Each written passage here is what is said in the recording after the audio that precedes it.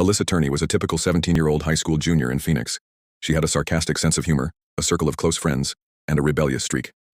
On May 17, 2001, the last day of school before summer break, she was picked up early by her stepfather, Michael Turney. That was the last time anyone ever saw her. Michael claimed they got into an argument and Alissa stormed off, never returning. At the time, no one suspected foul play. After all, Alissa had left a note, supposedly, saying she was running away to California. But something about Michael's story never sat right. He never reported Alissa missing. It was her half-sister Sarah Turney, just 12 years old at the time, who later tried to raise alarm. Michael's calm demeanor, even indifference, raised questions. Friends said Alissa would never leave without saying goodbye. She left behind her cell phone, money, and personal belongings.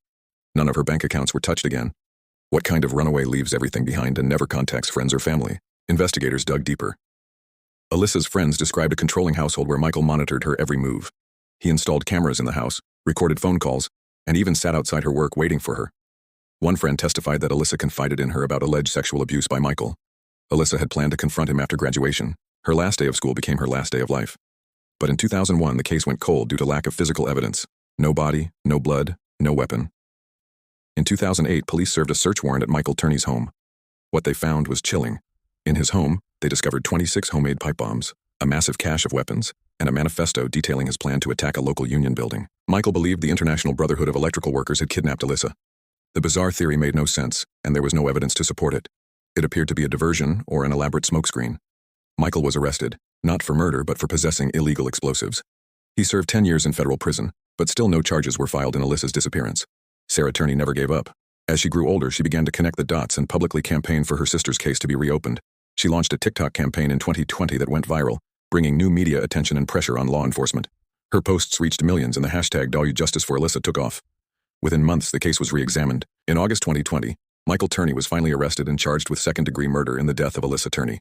The arrest was based on a combination of circumstantial evidence, decades of suspicious behavior, and multiple witness accounts, including allegations of sexual misconduct.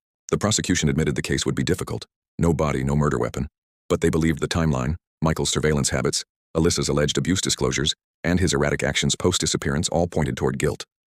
Michael was a controlling, abusive parent who feared Alissa would expose him. Facing allegations of sexual abuse and terrified of losing control, he killed her to silence her forever. The elaborate story about her running away was a cover. As of late 2023, Michael Turney's trial is ongoing. He was arrested and charged with second-degree murder, but his conviction is still pending. He is currently being held on bail. Public pressure, largely from Sarah's social media campaign, finally brought justice to the forefront after over 20 years. Alissa Turney's story is not just about a tragic disappearance. It's about a sister's relentless pursuit of justice, the dark truth hidden behind suburban walls, and a father's disturbing obsession that ended in murder.